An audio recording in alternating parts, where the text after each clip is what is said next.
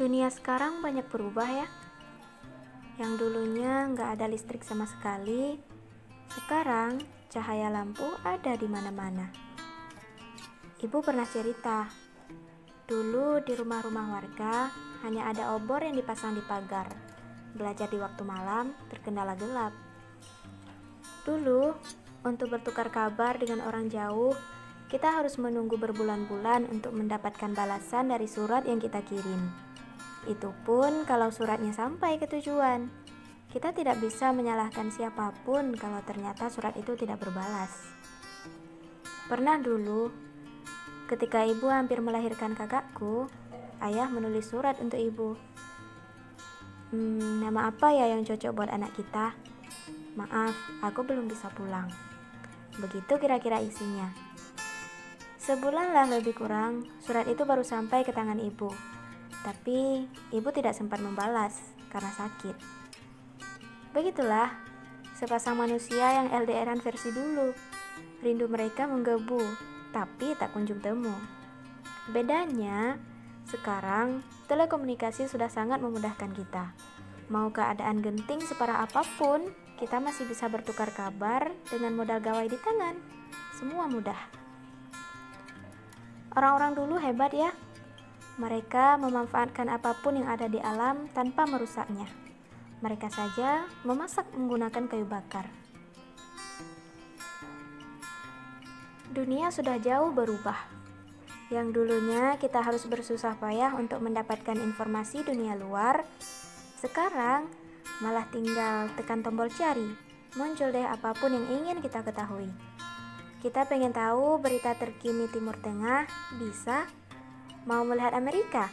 Bisa kok.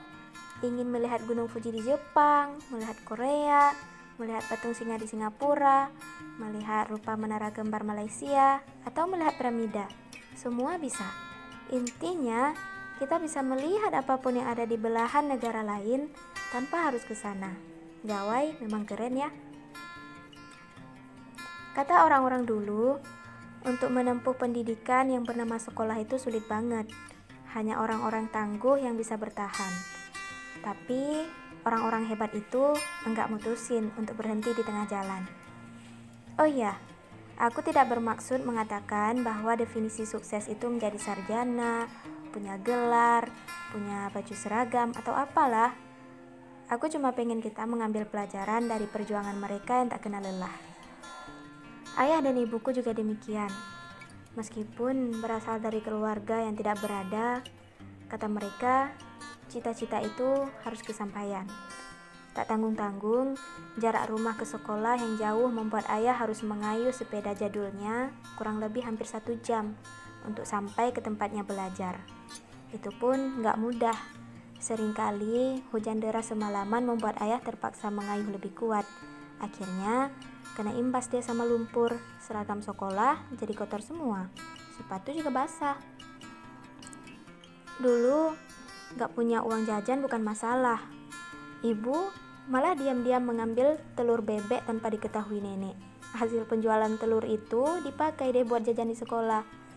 Sesekali, ketika pergi, ibuku malah dikejar oleh orang gila yang membawa pisau atau parang patah di tangannya.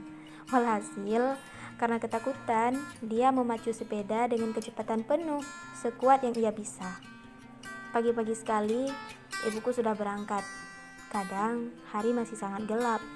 Matahari belum sama sekali terlihat. Sepagi itu, ibuku sudah pergi menggapai mimpi. Orang bilang, masa lalu apapun yang membuatmu menangis, kelak akan membuatmu tersenyum. Kata-kata itu benar memang. Orang-orang hebat itu malah tertawa mengingat cerita mereka dahulu. Mereka seolah lega telah menyelesaikan perjuangan mereka dengan hebat. Malah, mereka mendapatkan pengalaman-pengalaman berharga yang bisa diceritakan nanti ke anak cucunya. Tanpa sadar, dunia yang berubah dari waktu ke waktu membuat kita semakin tumbuh. Setiap orang adalah pejuang untuk kisah mereka masing-masing. Begitupun aku, juga kamu. Ada banyak hal yang bisa kita lakukan untuk menjadi seperti yang kita impikan.